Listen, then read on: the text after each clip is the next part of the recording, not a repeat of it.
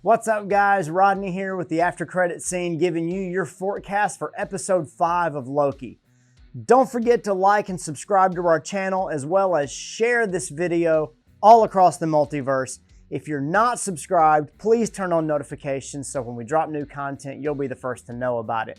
In addition, check out our links to other videos, particularly our Easter egg video for episode 4 in the comments below, as well as some of our other content in links at the end of our video. Let's get right to it. We're getting down to our last 2 episodes, so a lot of things have to happen.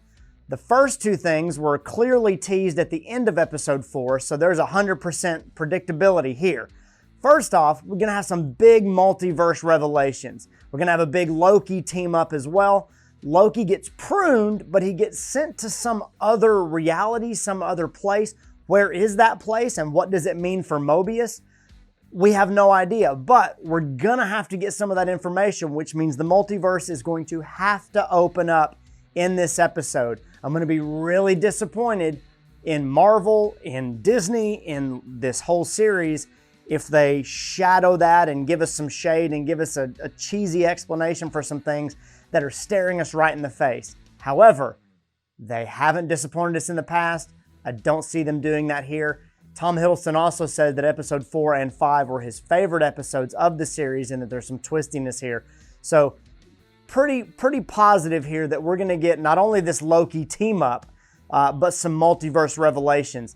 The classic Loki at the end of episode 4 in the bonus scene said, "You're not dead, but you will be if you don't come with us." So I don't think that these guys created this.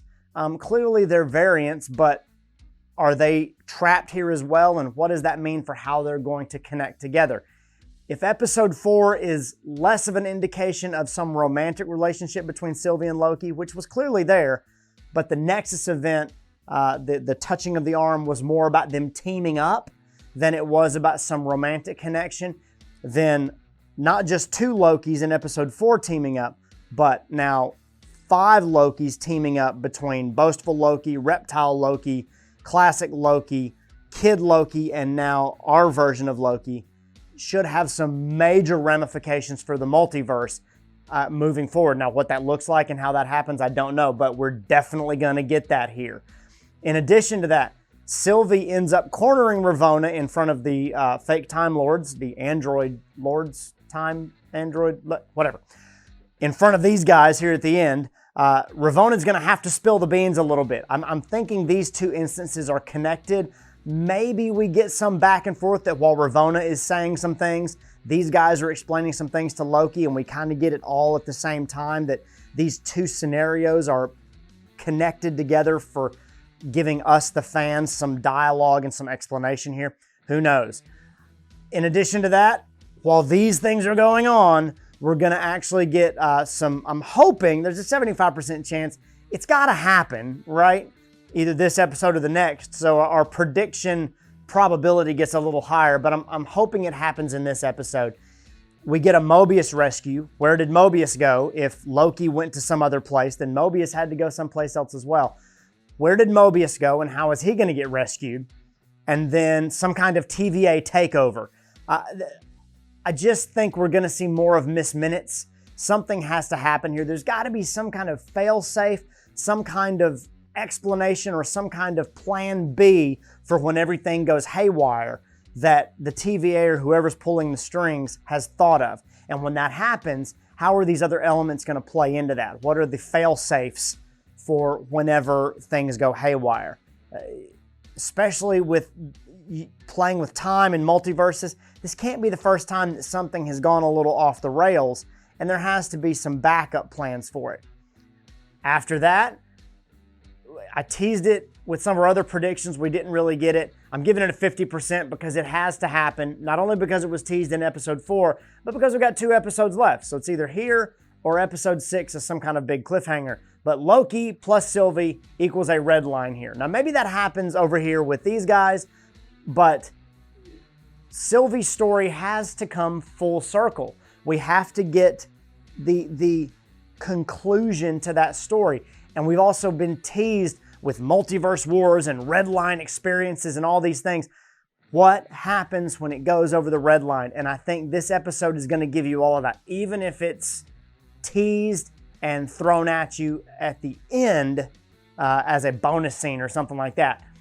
I want you to be on high alert. I'm on high alert for some crazy cameo potential here. 60% chance, mainly because we got some of that back here in the bonus scene of episode 4. And we don't, for the first time, we don't really need any big cameos because the story itself is driving a lot of revelations. But there's potential here with multiple realities to get some cameos and to just get this crazy explosion of characters, not necessarily people we've seen before, but versions of people that we've seen before that we can go, oh, that's Iron Man, that's Captain America, that's this person, that person.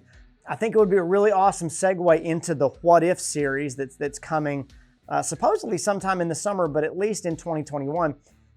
There's a lot of potential here. I think this episode is going to be Easter egg heavy, if nothing else, because we're going to get a lot of this multiverse stuff. I am still waiting, and I put 100% here, mainly out of hopefulness.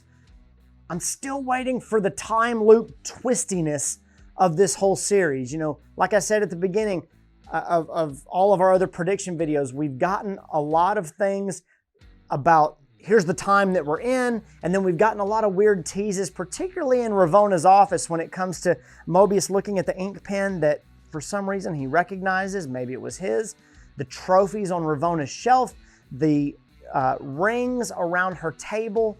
I have a theory here that every time you're in Ravonna's office, you hear theremin music, and I'm wondering if that, coupled with a lot of the questions that Ravonna keeps asking Mobius, is some element of the mind wiping power, the memory erasing aspect of this story, and whether or not that's where some of that happens, that Ravonna is asking these questions to see if the erasure is taking place, or maybe it's some kind of memory wiping therapy. I don't know. I wonder if that's part of it. But that room, every time we go into it, has this feel to me that we're looping back through time, that we're seeing things that didn't happen when we thought they happened, or are playing out in a way that is not as linear as we would like to think. There's a lot of foreshadowing and a lot of just pokes about, oh, we're in a time loop. Oh, this happened then and this happened there. And how come we can't go here? And how come we can't go there? There's a lot of things that are unanswered that I'm just waiting for this twisty moment right here.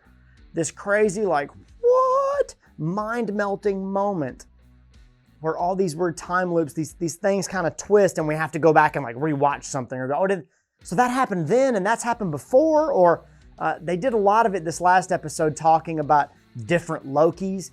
And to me, it didn't sound like them talking about just Sylvie and the Loki that we've seen as, you know, go work your Lokis, talk to your Lokis, you know, how are these demigods causing so many problems?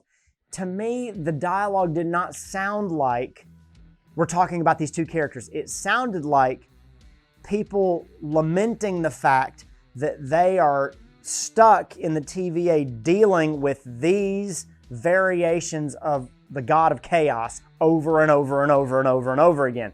Now, our Lokis in episode 4 at the end would certainly lean towards that idea, but that's a big stretch, I think. But it felt that way, and I'm only saying it because I'm waiting for some kind of time loop twistiness to happen.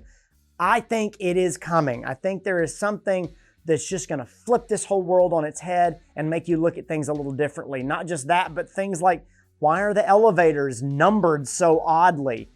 It can't just be a design element. I feel like it's got to have some kind of purpose, some kind of reason other than just throwing us off. So it's really interesting. It's really cool. And I think it would be a really cool design element. It wouldn't bother me if it didn't become anything. But I think things that we don't think have a point have a point.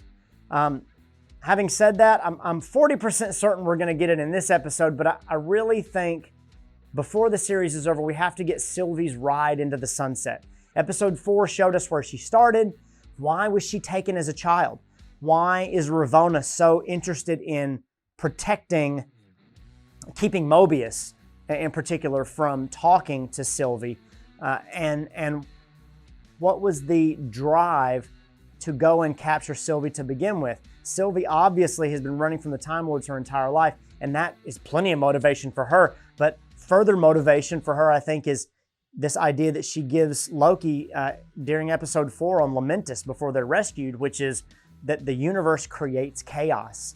She feels like her whole purpose, after having recognized and found out about the TVA, is to be that agent of chaos, to change the TVA, to throw those things into disarray, to rescue the timeline or to rescue the multiverse from the captors who are the TVA.